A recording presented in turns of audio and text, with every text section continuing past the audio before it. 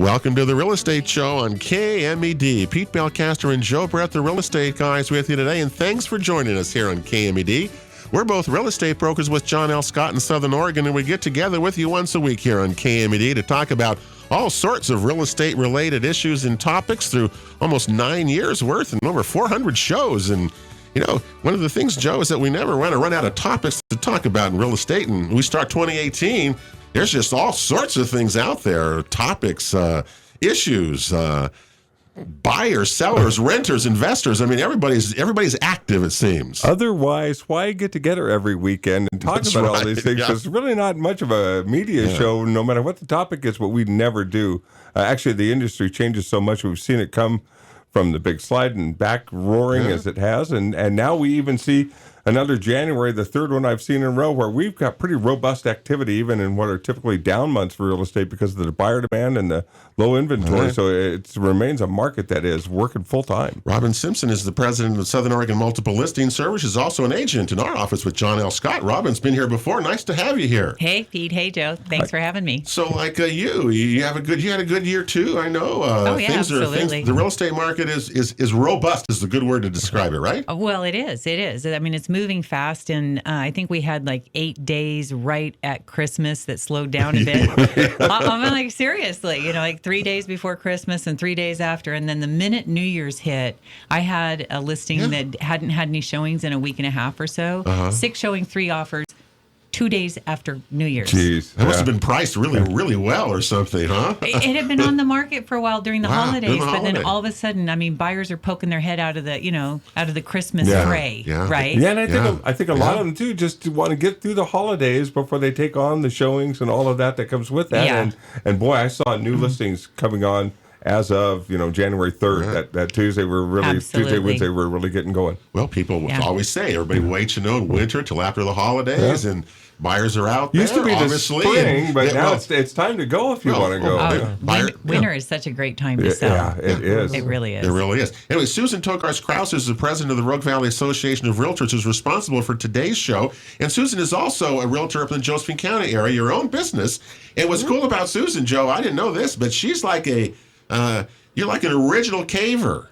Oh, right? yeah. You are an original Grants Passer, a caver. Infamous. Yeah. Infamous. Tell us the story. Come on, you're great. Come on, you got to tell us that story. Okay, so everyone knows about the Oregon Caves, right? Right. Well, I'm a direct descendant, great-great-granddaughter of Elijah Davidson, who gets credit for discovering the caves. Right. Yeah. Little known fact, it was his dog Bruno who discovered the caves. Elijah just kind of followed him later.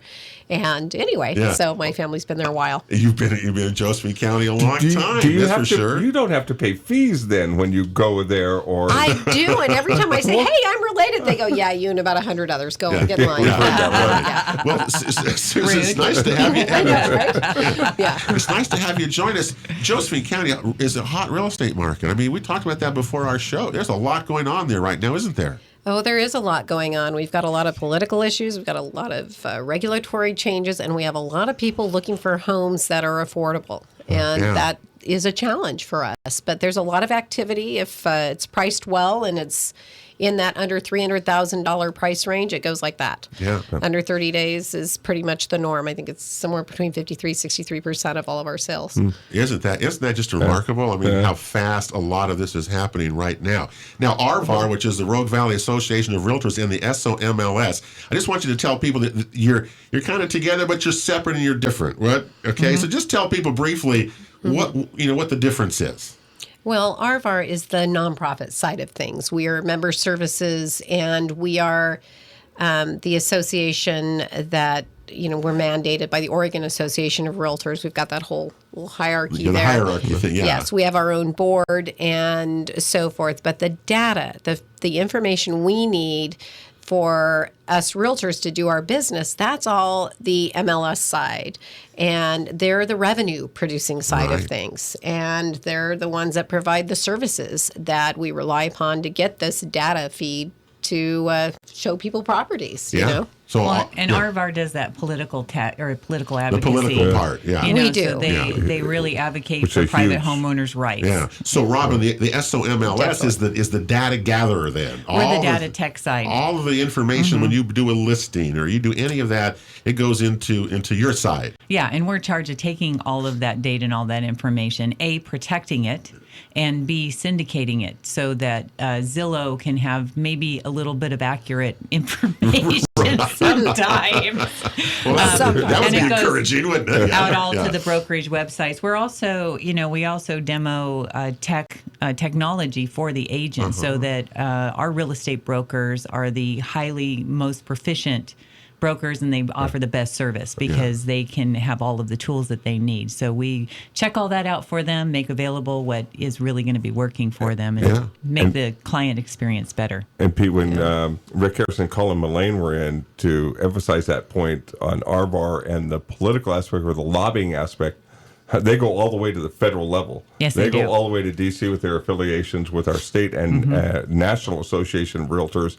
And they really highlighted some incredible and important work that gets done on the part of homeowners and the industry that otherwise we would just be overrun and be in a world of hurt. Exactly. It's one of the most important features that we have. We have our own government affairs director, if you will, and he feeds what's going on in our local areas back up to the Oregon Association of Realtors. We have lobbyists who help us to try and protect our home ownership rights and the rights of anyone interested, really. And it sure seems that they were successful in the recent refined tax bill or tax reform bill, that there were a lot of issues that were going to affect homeowners, home ownership, and they obviously lobbied really hard because they got a lot of that out, and things did not have that effect, which is good. Yeah. They were going to lose 1031 exchanges at one time. I mean, it was really interesting And to listen to those stories. The mortgage interest deduction, they have to get their swords out on every session. It seems like State every and time. national. Well, ladies, first of all, thank you for serving, because I know those are volunteer positions. You don't get extra money, I know, for serving as RVAR president or SOMLS. So thank you for doing that, because I know that you both have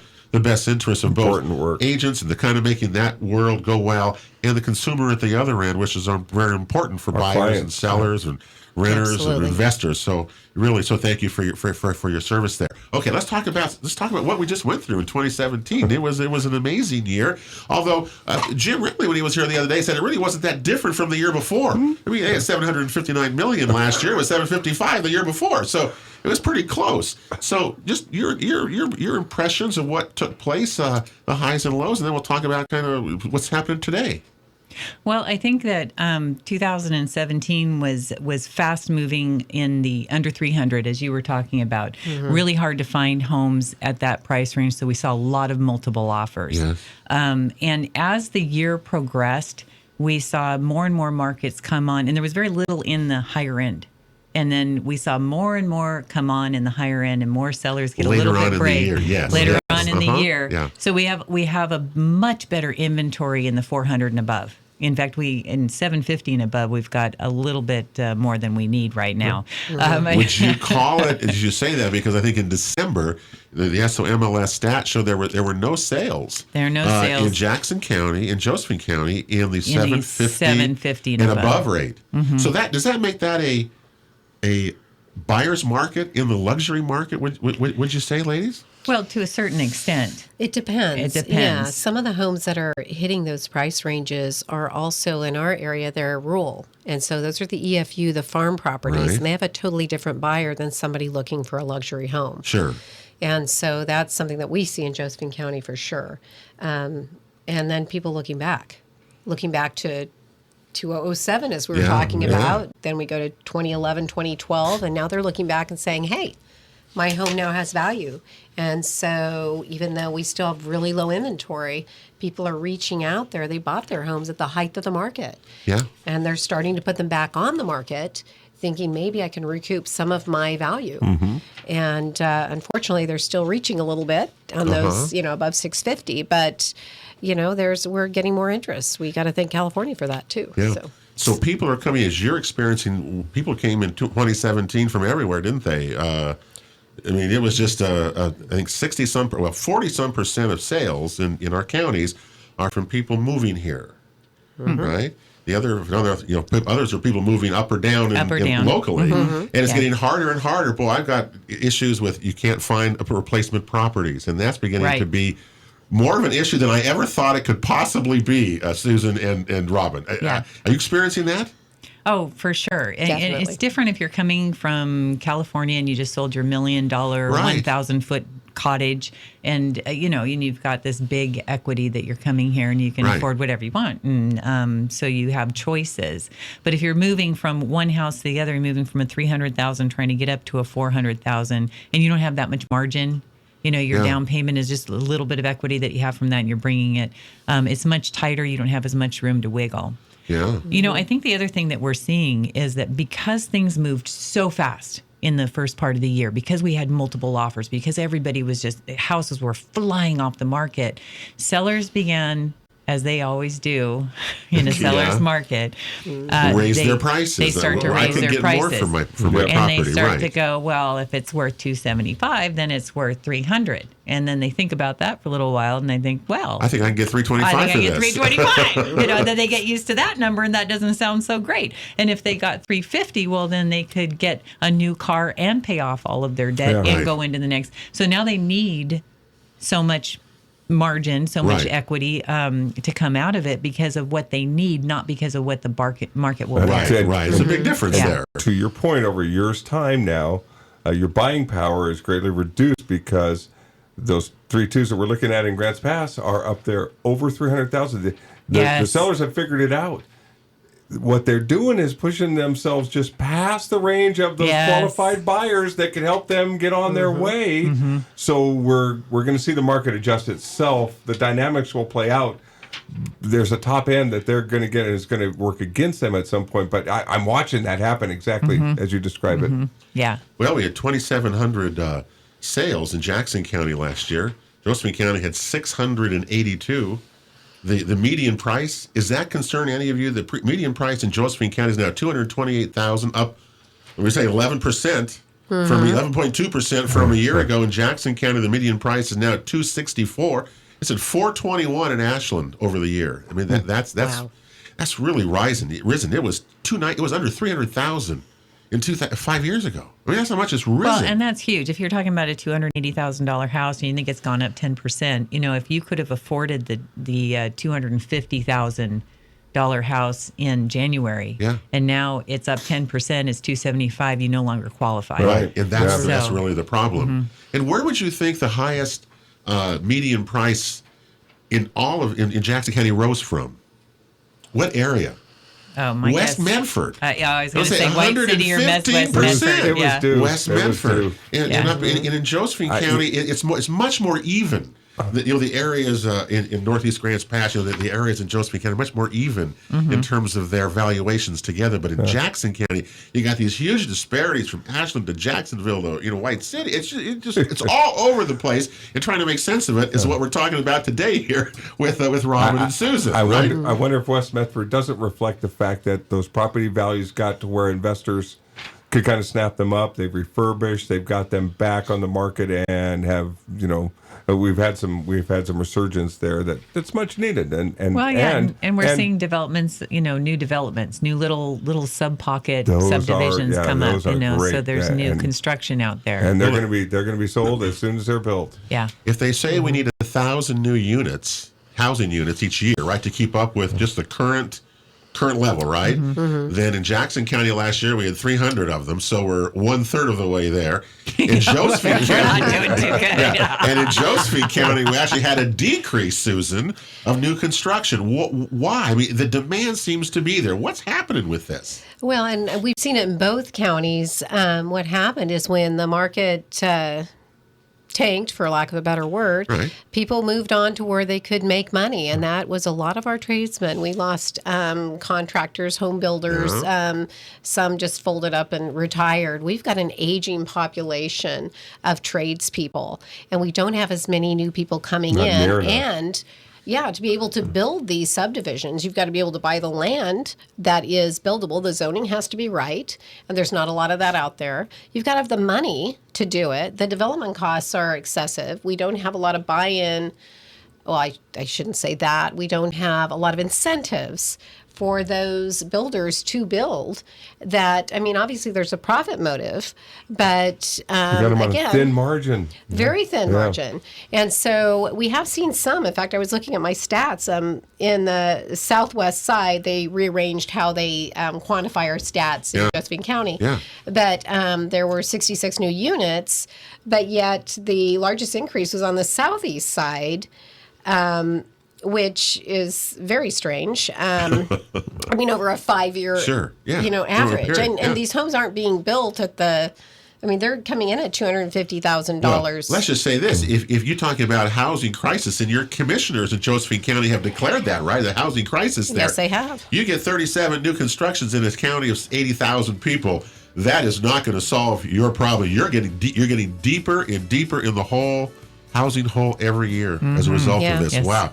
We have, it's so great on some sides and it's so horrible in other situations. Yeah. That's what makes it so interesting to talk about. Yep. We're with Robin Simpson and Susan Tokars-Kraus, the RVAR president, the SOMLS president, Pete and Joe, the real estate guys. We're coming right back after this. The Real Estate Show continues here on KMED. Pete Belcaster and Joe Brett, the real estate guys, with you. And again, thanks for joining us here on KMED. All of our shows, by the way, are available at realestateshowOregon.com. You can go there anytime. We have some really terrific shows on there for you. Tax reform, things like that. 1031 exchanges, all the fun stuff, that we talk about each week here with you. It's been an interesting time. Today, we're with Robin Simpson, who's the president of the Southern Oregon Multiple Listing Service, the SOMLS, and Susan Tokars-Kraus, who's the president of the Rogue Valley Association of Realtors. Susan also grants pass agent, so it's always good to talk to you, Susan, because I'll tell you one thing. Drive down G Street. You talk about the economy? Mm-hmm. Drive down G Street in Grants Pass, and I swear there's not an empty shop, it seems like, in there. The economy seems to just be really doing well. Do both of you agree with that? I mean, is there a sense it's pretty good? Well, you mentioned G Street, which is kind of neat because, Dutch Brothers just made their headquarters. The new corporate headquarters there, right at the end right there. And, of course, that brought in a lot of people from the Merlin area where they're, where they anyway, were, not to brag, but their local guys done good. Sure. Yay, go. But, yeah, those businesses, there's a lot of new startups.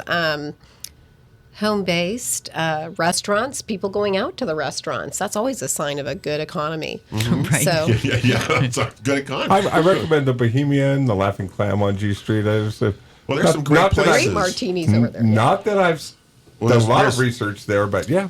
Well, there's great little places to go. People are going there because that's it's a great really, place to live. Mm-hmm. I mean, we start, Robin, in Jackson County, when we start with clients, many times we end up in Josephine County. I've sold many properties up there. Oh, yeah, absolutely. Because they're more affordable in many ways. They're more space. They're larger lots. I mean, you can go on.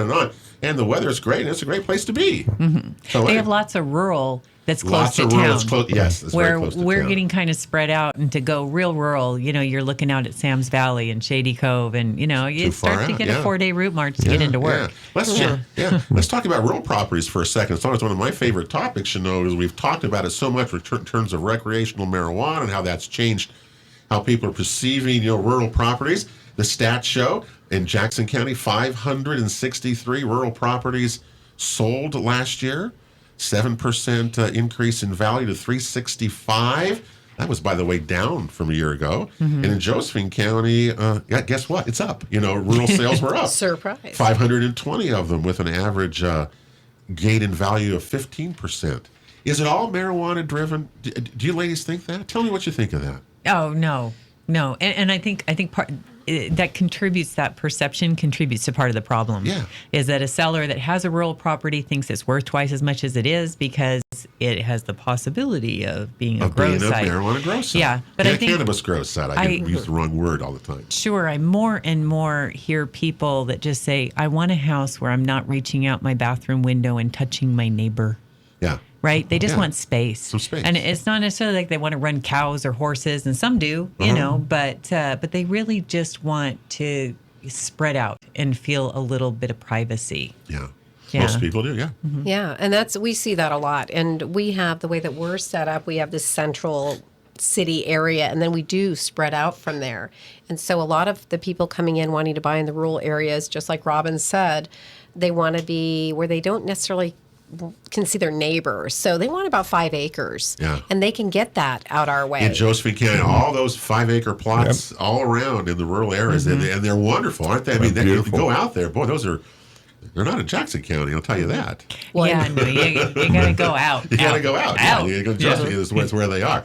So you're saying, but tell me what the marijuana recreational, the commissioners just had, I know, a big a policy change or something, or came out with a policy. Susan, could you share with us any of the highlights of that people might want to know about? Yeah, finally. So when rec became legal, Jackson County immediately went out there and said, okay, rural residential, you cannot grow it. Right. Yeah, no, done.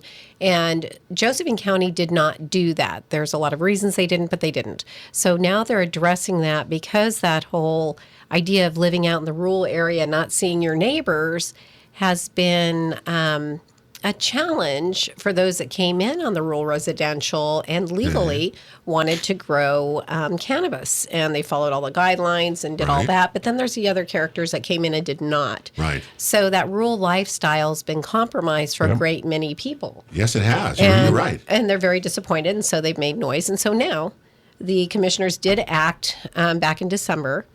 And so the new ruling goes into effect March 2nd, I believe. Okay. And that ruling basically states that there is a sunset, 2-year sunset Oh, okay. on the in the rural rural residential area. Okay. Yeah, it's not in effect yet, but some of the other things, the fencing, no more tarp fences. That's always a lovely thing to look at. Right. Well, because Yeah. these aren't Especially things next going door. to. Yes. I mean, if you drive out, Joe and I were driving out from Applegate out to Grants Pass. That's a Murphy area. Yes. It is. It's filled full of grows, and I would assume that the values of those properties, because you're talking about people wanting space, Robin. People want quiet. They want this. Is that going to make these go down in value? Are we at that tipping point yet, or are we not there? It depends. In my area, in Josephine County, the rural residential properties were the ones that were sold fast and furious because they were more affordable to begin with. Okay. And if this ends up proving true that people cannot grow or can't get a variance to grow on those rural residential properties, they will probably turn around and sell them, which will provide more houses and more rural inventory properties. actually for that. Yeah. Right. Yeah. And that also puts demand on the EF properties then too, which again is another issue. Well, and I'm getting calls from people that say, "Oh my gosh, I am surrounded by grows. Can you get me What am I? out Yeah, get of me out of here. Yeah. Yeah. Yeah, and I take somebody. But it wasn't intended to be this way, was it? That's my No. thing. We didn't vote for this part of it. Right. So Lack of foresight. people are going to have to stand up and demand some Williams, change if they want. Williams is a good in example. Josephine County is the poster child for what has taken place. They were the Cave leader in medical, and for 20 years, they were able to orderly and neighborly work in a way where they didn't overgrow. There were not all these influx of these people that came in. It was not a commercial operation. It was not to do anything other than satisfy a set number of patients. And it was the model of how it worked really well. Now it's become commercialized and monetized. And now you're infringing on people's property rights and the quality of their life. And now that's been the tipping point. The place where it all started and when it functioned really well and was done really right is now the place where the people are the most upset saying, this is not how it's supposed to be. And I think those folks out there led the charge and led the awareness campaign that led the commissioners to take the action they have. They haven't done anything since then, so we'll see if they're going to do anything more than No, that. they were the catalysts Oh, I know, but for they haven't those done anything- changes. they haven't done yeah. But they anything since also, then. Julie Schmelzer, who was given the task of coming up with something to give to the commissioners to vote on, she coordinated with a lot of groups, and one of them was the consortium out in Williams, who gave a lot of very positive, constructive feedback to help shape How what- it can work, Yeah. and That's- they're feeling yeah, overrun a great out many there others too. too. Yeah. Yeah, well, And those are quality of all life things. is the bottom line issue for your neighbor and the neighbors around you. Well, I'm taking people out to look at high-end properties, and when you're driving through 10, 20 different grows of various nature, I mean, Right. there are nice, clean, well-kept Right. properties that have good fences, and then there's the tires and abandoned cars and tarp fences and and there's just all that kind of just all that kind of variety. But you drive through that, and by the time you get to the house, the client's just exhausted. Doesn't want to go there. Through the war zone. And take it to the next step. In Ashland, with over this, putting in these indoor grows in the city limits and use of power and water and the waste of natural resources for these indoor grows is just insane to me. Right. It really goes against the core values of my city where I've lived for 28 years. And nobody wants these indoor grows in these places like this. I mean, outdoor. We have the best place in the world. Grow it outdoors.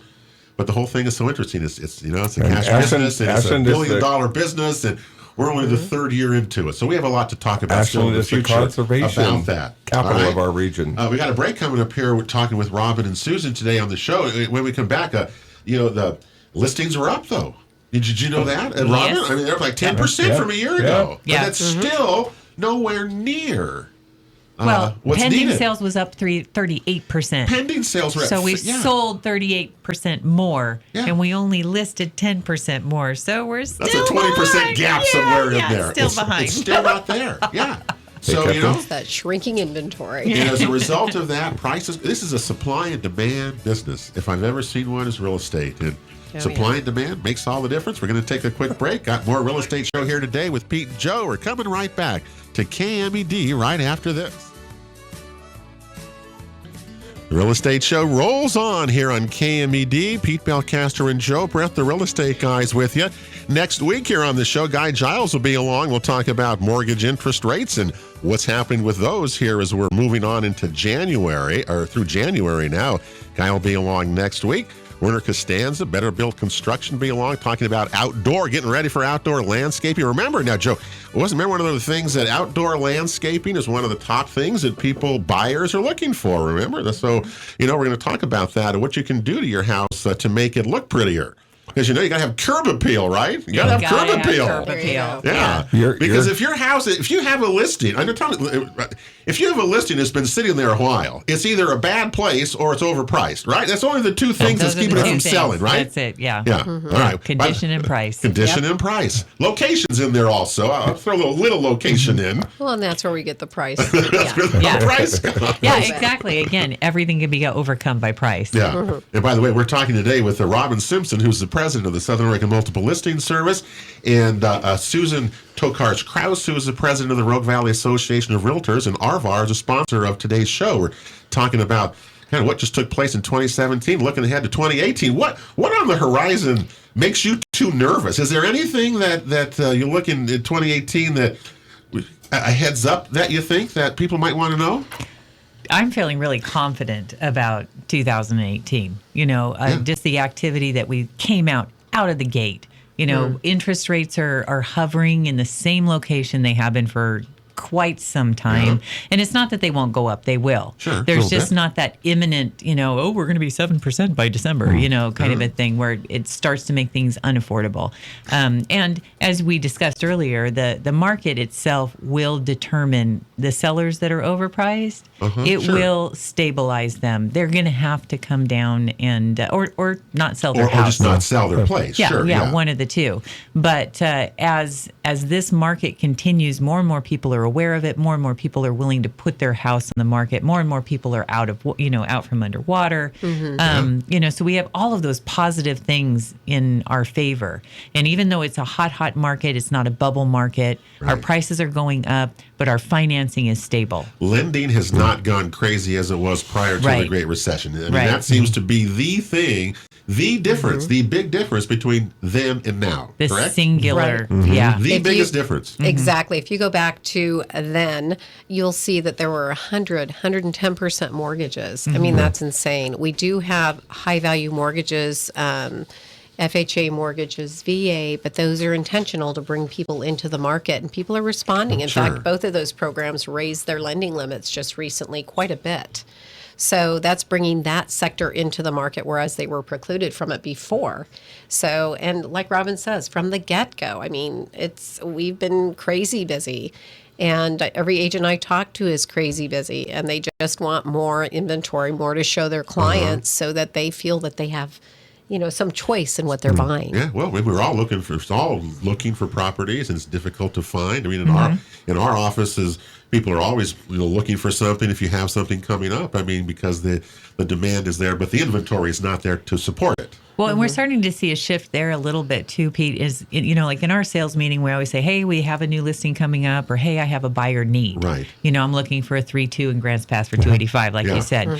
And so a year ago, I just heard buyer need, buyer need, buyer need, More so buyer need. Oh, that's a good point, right. And now I'm seeing a shift where there are more listings coming on and coming up. And so we're hearing, I have a listing, I have a buyer need. I have a listing, I have a buyer need. Yeah. It's not so heavy one way or the other. So people are coming out and going, okay, I'm ready. I've been in my house too long. Well, and Robin, that's the thing. People used to stay in their house, what was it, like an average of 5 to 6 years? 5 to 6 years, and now it's up to like 7 or 8 since the recession. 7 to 10. So we're years above that. And so if people feel confident in the economy, which right now it's doing really well here all around, and that may play a role there. And our sellers need good guidance and a plan for where they're going to land. That's one of the things that still, I think, that one of the last barriers to sellers really kind of turning it loose and making their move is they've got to have a good exit plan and a place to land themselves because of that tight inventory.